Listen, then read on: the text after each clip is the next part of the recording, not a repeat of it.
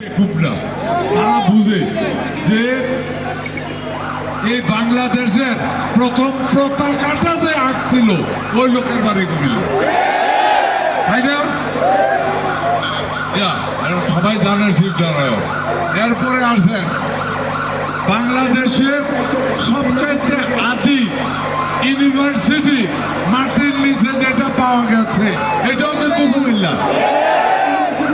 নিশ্চয়ই যারা এখন চাইতেছে তারাও লোকজন, আমরা যখন কই হগলে মিল্লা কুমিল্লা ওয়াই আল্লাহ, এটা কিন্তু বড় কঠিন জিনিস। কুমিল্লার স্বার্থে প্রশ্নে কুমিল্লার মানুষ এক হতে 1 মিনিটও লাগে না। এটা কুমিল্লার বৃহত্তম স্বার্থ। সুতরাং কুমিল্লার নামে হবে, না হইলে টিপু যা বলছে আল্লাহর দোয়াই লাগে।